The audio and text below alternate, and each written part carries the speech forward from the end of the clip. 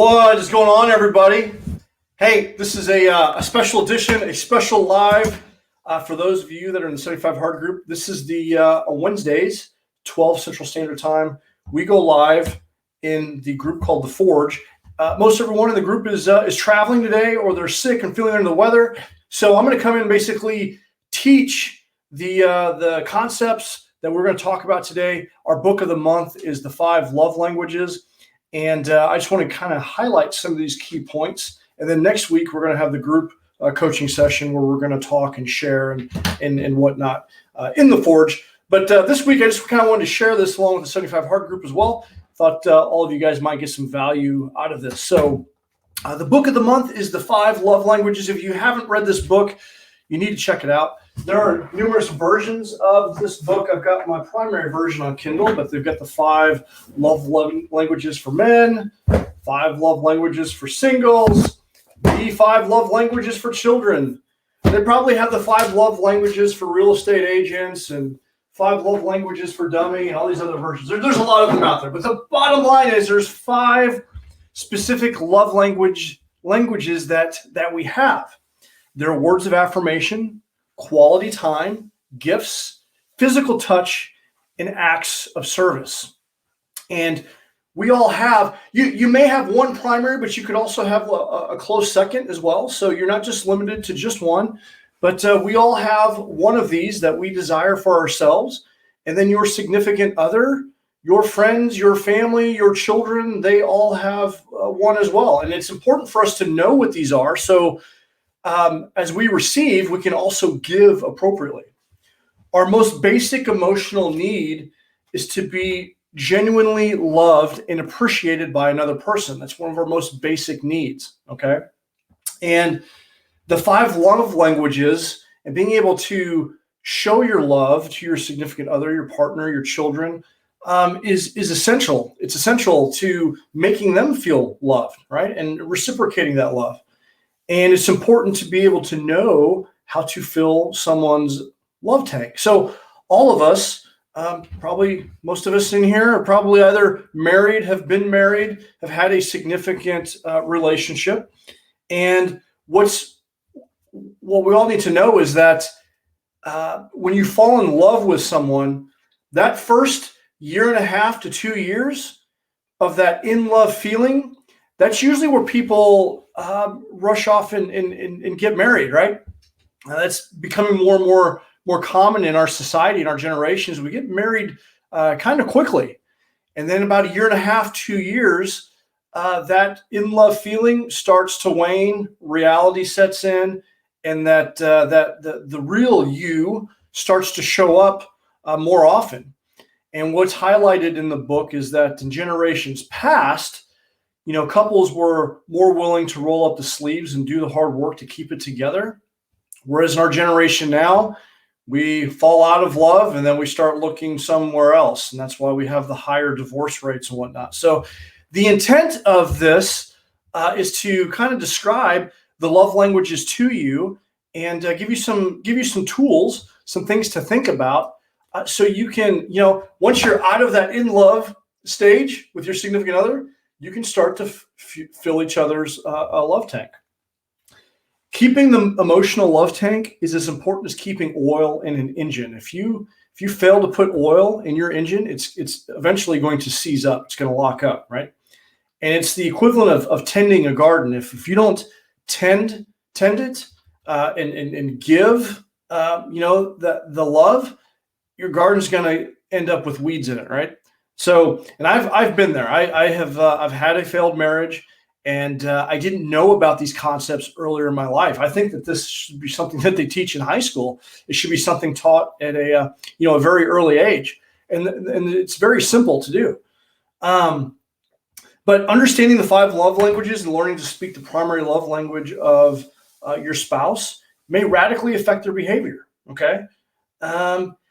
Your spouse's love language may not come natural to you. You may have to actually do some work or go outside, because oftentimes our love languages are not the same. And so we tend to maybe not understand that or fail to realize that. And therefore, we think that we are filling our significant other's emotional love tank. In all reality, we're not, because we're not speaking their love language. Okay. So this is ultimately how intimate lovers can ultimately become enemies, right? And I'm sure if it hasn't happened to you, you probably know somebody that it has happened to. And, some of these very basic concepts we're going to talk about today can help mitigate that. So, all right. So the first one, we switch here. Give me just a second, is words of affirmation. Words of affirmation. Okay. So these are verbal compliments, and love makes requests. It doesn't make demands. When you demand, you become the parent, and your significant other the child. You become almost like a tyrant.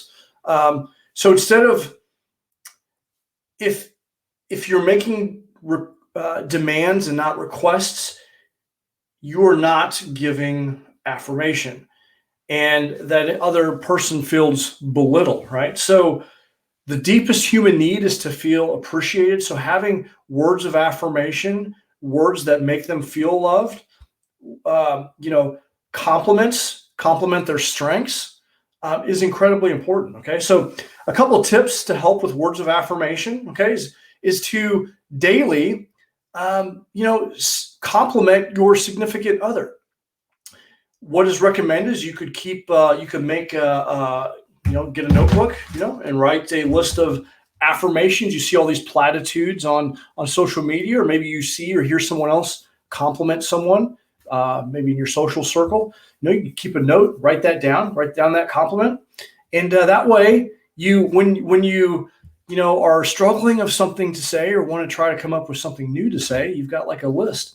You can also, I know a lot of people that will actually make a list. They've got a file on their notes or an Evernote of affirmations. And these are just kind things to say. So, when you're in the morning, I know a lot of people do this as a daily habit, is when part of their morning routine, they're drinking coffee, they send out some texts of affirmation. This could be something that you could text your significant other, you could say to them. And this could also be used for, your friends and family and your children. Another good thing to do in regards to words of affirmation is compliment your significant other to people around them that are important to them, like maybe their parent or their best friend, with them being present. And then you might get even bonus points if you do it without them there, because ultimately that's going to come back around to her. And that's going to make someone who appreciates words of affirmation, it's going to amplify, because it's coming, you've said that offline to someone that's important to them, and it's getting back around to them. So, giving words of affirmation to your significant other in front of other people and to those people that are important, and it comes back around, is a good tip. Written words. Okay. So just writing a little note, someone that likes words of affirmation really appreciates handwritten notes. And bonus point if you do this in front of other people. So that's words of affirmation. Very simple. Just say something kind and polite, compliment their strengths. On the flip side of this, for someone that has words of affirmation as a primary love language, if you say something negative, something hurtful to them, they're going to take that a little bit worse than the average person. Okay. So there's two sides of this coin. So be very cognizant of that. Okay. All right. So identify your significant other's strengths, compliment those strengths. You can email, text, thank them for something that they typically do routinely, just something like that. So say nice things to your significant other. That's words of affirmation. All right. Second love language is quality time. Spending quality time is engaged time. It's focused attention with the other person. Okay. So sitting in the living room with the TV on, cell phones in the lap, kids running in and out, that doesn't count as quality time. So quality time is focused attention, and it doesn't have to be long periods of time. Something as little as like 15 minutes of just, holding your significant other's hand, looking them in the eyes, right? And just engaging them in conversation. That is quality time. Okay.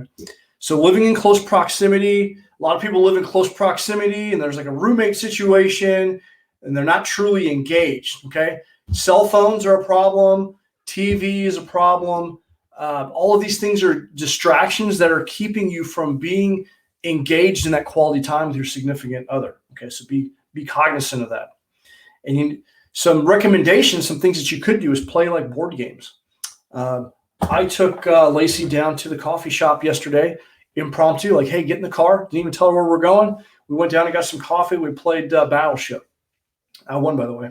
But we played the game together, and that was awesome because we actually spent, no more than, it was like 45 minutes getting in the car, getting her unplugged from her work for a minute, and going down, having some coffee, and just playing a board game. And that really, it was awesome. Having a picnic, planning a weekend getaway or vacation.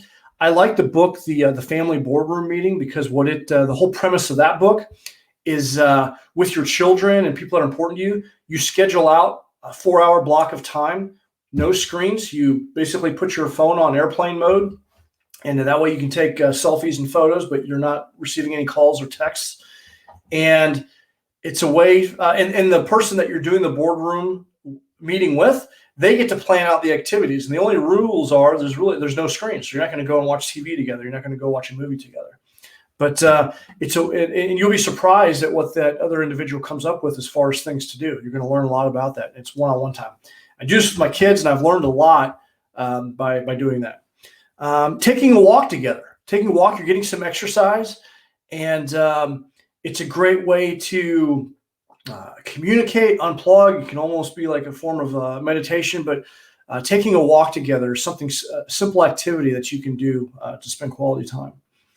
Maintain eye contact when the person is talking. There's nothing more annoying than, you're talking and the other individual's like staring at their cell phone, right? Breaking eye contact because they're not engaged with you. Okay, so put the phone down, turn the TV off, and make eye contact. Be more deliberate about that.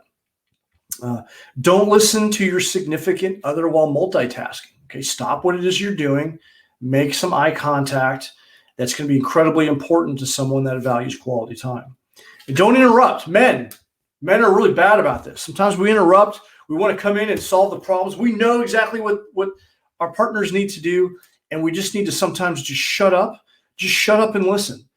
Oftentimes, women are smart. They know what they need to do. They just want someone to listen to. So just shut up and listen. Okay? All right. So that's quality time. Quality time. A couple more bullet points on quality time. Find time to have engaged activities.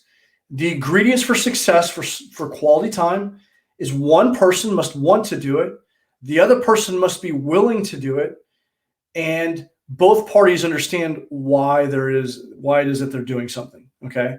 So quality time, you may not always want to do the activity. You may not be that excited about doing the activity with your significant other, but you're doing it because it means a lot to them, and you're doing it because you're spending quality time with one another. You're expressing love by being engaged in that activity.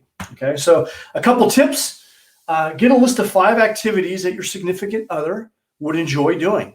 Okay, 5 activities, and that way you can kind of plan those out ahead of time and know what it is that they like to do.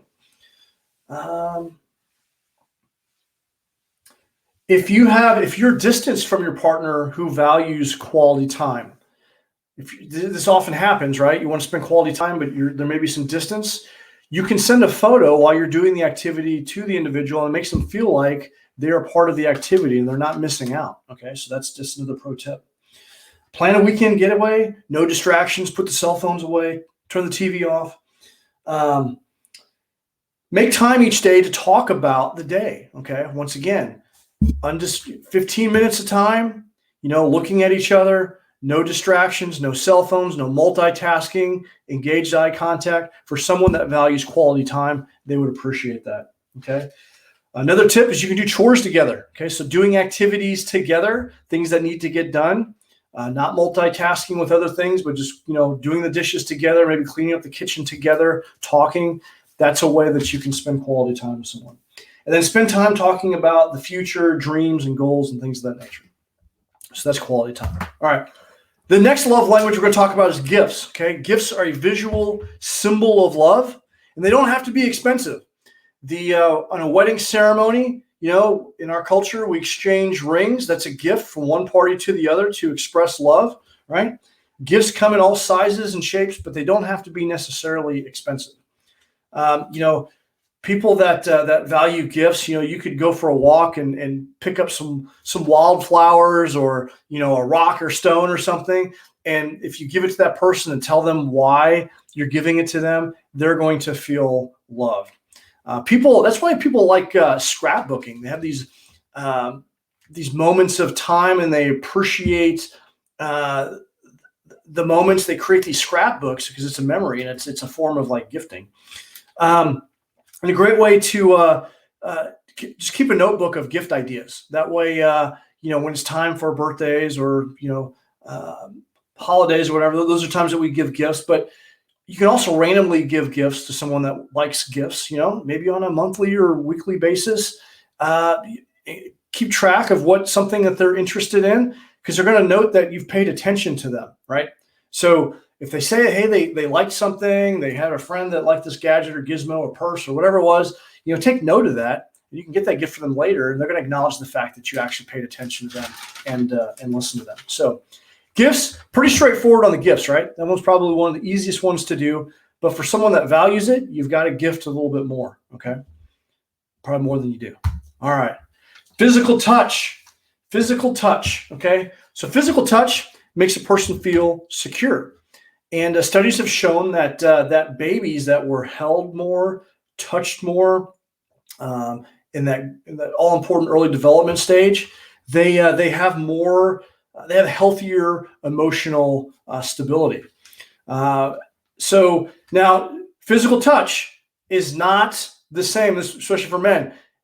Men like physical touch, right? We're a little bit more. Everyone likes sex, right? But a common response when you ask men what their love language is, they're going to say physical touch, because they value sex more probably than females do, because of the physical nature of what men require. Okay, but be cognizant of the fact that females, their emotional love tank needs to be full. They're going to be more apt to want intimate contact with one another. Some ways that you can express physical touch is holding hands, touching your partner on the small of the back or on the shoulder. Do this in front of people, like if you're out, friends and family gatherings and things of that nature, touching them, just hand on the shoulder. They really appreciate that. You're showing love in front of people that they value. And then if you're having, if there's long distances involved, handwritten letters are incredibly important to someone who values physical touch, because you physically wrote the letter. It's something that they can hold on to. They can touch it. An article of clothing, wearing like a T-shirt or something of like that. I know Sam, my daughter, her love language is physical touch. She likes to have like items, like things that are really soft. So getting someone that values physical touch, a gift of something that feels nice, like cashmere or something soft, they feel loved by that, because they like the physical touch of that. So, all right. Acts of service. The final love language is acts of service. So these are doing things that that your spouse would like you to do. Oftentimes, these are like chore type items. Okay, could be cooking, laundry, paying bills, changing a diaper, or vacuuming. And what it says is that I was thinking about you, and oftentimes like the significant other could be, out doing a grocery run or something like that. And you come home and you do that task or chore that that they want you to do. And basically what you're saying is I'm thinking about you even though that you're not here. I'm doing something for you. It's an act of service to you to fill your love language. Now, oftentimes what happens is someone that values acts of service, you're doing all these things around the house, and it still may not fill that person's love tank, because you're not doing the right thing. So you need to communicate with your significant other and find out what acts of service are more meaningful. What are some of the more meaningful things to do? So you're not doing all this work, like, washing the windows and washing the car, things that aren't filling the tank, because she would prefer you to do the laundry or vacuum the floor or change the diaper. Okay. So make sure that you're doing the right tasks. Okay. but you're basically serving that individual, and serving you're serving them something that they care about. Okay, so communicate with your significant other if acts of service is their number one primary love language, and find out what are the tasks that they would want you to do. Okay, and so one of the pro tips that's in the book is ask your spouse for a to-do list to do over the next 30 days, and enumerate them in importance, 1 through 10. Okay, on what you should do, and then you just check off that list in order of importance. Okay. When your significant other away, get the kids to help, and then you can surprise them when they come home. So say your significant other is going to go do a grocery run, get your kids together, do those tasks that are meaningful to her, and then just come home. Hey, surprise! We did all this stuff for you, and that's going to really fill someone of that values acts of service their love tank. Okay, and when your significant other is away, maybe on a business trip or, taking a weekend getaway with friends, you can do those tasks that they value, and you can take a photo and send it to them. And that's how you can fill someone's love tank over a distance. Take a photo of actually doing that. And you're going to remind them that, hey, I was thinking about you while you were gone. And this is why. So just be conscious of the fact that everyone has different love languages. You may not speak the same love language. It's often very common to not have the same love language. You're gonna have to be deliberate about taking action steps each and every day. This is your significant other, the person that's most important to you. You should be doing something every day to fill the love tank. Okay. So once again, just to highlight the 5 love languages: words of affirmation, say nice things, quality time, quality deliberate time with the person. Okay. This is focused, not close proximity, engaged, focused time. Gifts, actually giving someone a present. And once again, it doesn't have to be expensive, but it's something that's meaningful, that has a level of meaning. It could be wildflowers. It could be a rock, a stone. It could be just a simple little note or something like that. Something simple, right? Something just saying, hey, I'm thinking about you. Physical touch, touching the other person makes them feel secure, makes them feel loved. Okay. And it could be holding hands. It could be just touching them on the small of the back. It could be, a variety of different things, touching their hair or whatever. I don't have hair, so don't have to worry about that with me, Lacey. All right. And then acts of service, doing things that the other person values. This is just serving that other person, right? So those are the five love languages. So what happens, just a reminder, how intimate lovers become mortal enemies. This happens to a lot of people. It's because we're not being deliberate about filling the love tank. Okay. So you need to know your partner's love language, and it could be more than one, and be deliberate about filling that love tank. Once again, if it's the equivalent of oil in an engine. If you don't have, you're not filling up that love tank, the engine's going to seize up, right? So let's see here. See if we got more notes here. Oh yeah, I got a few questions for you. So a few prompting questions. Okay. So what is your love language? What is your love language? What makes you feel loved above all else? So what are the things that make you feel loved above all else? Is it somebody saying something kind to you, words of affirmation? Is it spending quality time with someone that you care about? Is it receiving a gift? Is it someone physically touching you? Is it an act of service? So what makes you feel loved above all else? How does your significant other respond when you try and show affection? Okay. What is their love language? Sometimes our love language, we're trying to speak our love language, what we want to those other people, and it's not the same. So although you feel that you're showing love, you're words of affirmation, you're saying kind things, they want the physical touch because that's their love language. Okay. So say nice things, do it while you're holding their hand, touch them. So you got to know what their love language is, because you're gonna default to your primary love language because that's what you want. That may not be what's necessarily going to fill your partner's love tank. We talked about the first 2 years in a relationship, that's where we're in love. That's where we're euphoric. That's where we're floating on cloud nine. But eventually, at about 18 months, 2 years is where reality starts to set in. So can you pinpoint a time in your relationship where that reality set in? And how did this affect your relationship? Okay. Once again, I mentioned earlier, what's all too common in our society now is that, we're out of love. So I guess it's time to go find another partner to get that feeling. Because that feeling is very powerful. It makes you do crazy things.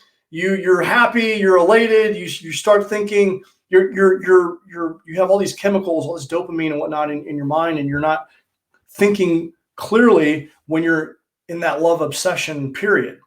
And eventually that wanes. Then it's time to roll up your sleeve, and the enduring love that you're going to have for that individual is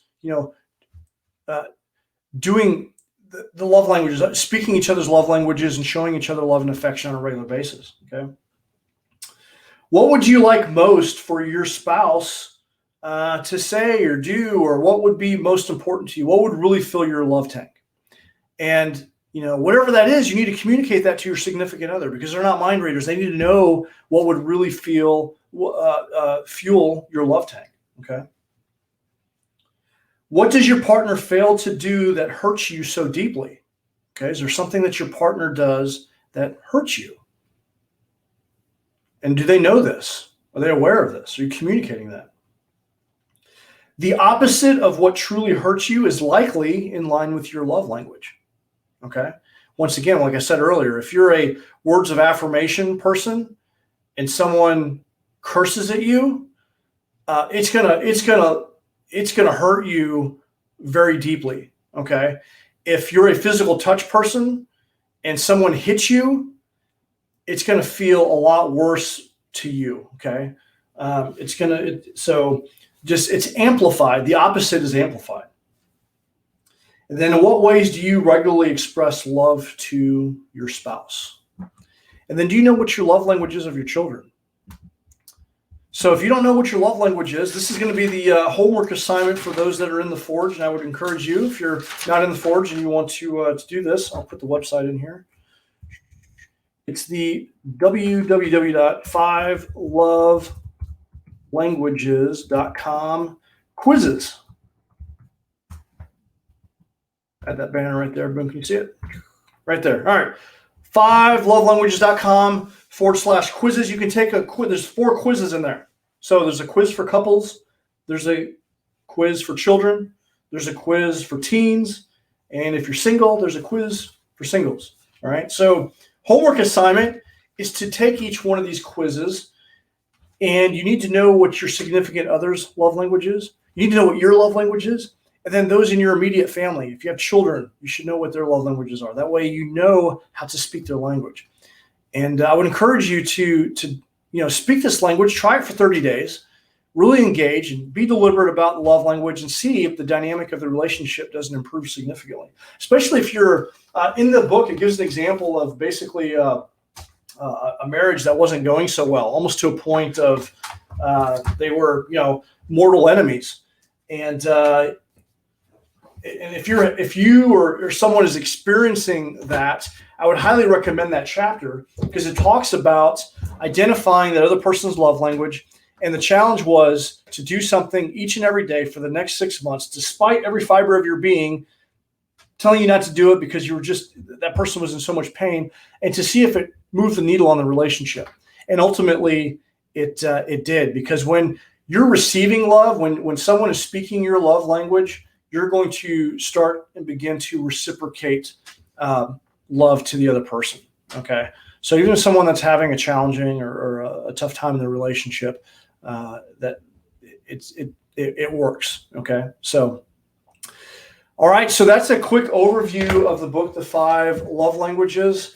In the group next week, for the group, we're going to talk about, we're going to answer some of these, the quiz questions, because I'd like to know what your love language is, what your significant other's love languages is, what are the love languages of your kids, and then we'll answer a series of questions. And if you haven't picked up the book, this is definitely a must read. This is something I've read a couple times. It's one of those books that you want to pick up once a year just to get a refresher on. It's a quick read, only 200 pages. And everyone has a love language, okay? And you need to be able to speak the love language, identify your own, but realize other people have different love languages from yourself, and that you need to be able to speak their language if you want to fill their cup. The number one, the deepest desire of everyone is to feel loved and appreciated, okay? And understanding the love language is a fundamental way of doing that. So, guys, I hope this served you well. If you have any comments, I see someone's watching. If you have any comments, post below. Any questions, I'll be happy to try to answer those for you. And if you're watching up until this point, I really appreciate it. This is Thanksgiving weekend, and I'm hoping that, I know it's a crazy year, I'm hoping you're able to spend time with some of your loved ones. If nothing else, if you're not traveling and maybe you're spending time with your significant other and the minions in your household, spend some good quality time with them. And I'm thankful for you guys. I'm thankful for the opportunity to be able to come in and do this. I really enjoy this, and I hope you're able to get some value from this. So, all right, guys. Well, that wraps it up for today. The 5 love languages. And if you're not in the Forge, love to have you. We're growing a tribe and community there to double down on personal development, and it is slowly growing. And we'd love to have you part of the conversation there. My goal for that community is to continue to grow, and then develop small teams and basically create a tribe, a place where we can confide in one another, hold each other accountable, have real conversation about life. You can have conversations with a lot of people, but people that are dedicated to personal development, that want to level up in all areas of their life, and basically create that safe space. What happens in the Forge stays in the Forge, and you can go to a lot of other free groups online and get a lot of bad advice. This is a place where we can hold each other accountable, celebrate our wins, celebrate our losses, or talk about our losses and try to come up with ways to overcome our challenges. And so that's what we're all about in there. So love to have you if you're not in there. But have a great Thanksgiving, and look forward to talking to you guys soon. For those that are doing 75 hard, today's Craig's last day. I hope he doesn't screw this up. He's going to be going right into the final phase. I don't start my final phase until the 20th of December because I started later in the year, and you've got to do it in the last 30 days of the calendar year. So I'm excited about finishing it, finishing 2020 strong, and it's been awesome. So if you haven't, I know a lot of people have done the initial 75.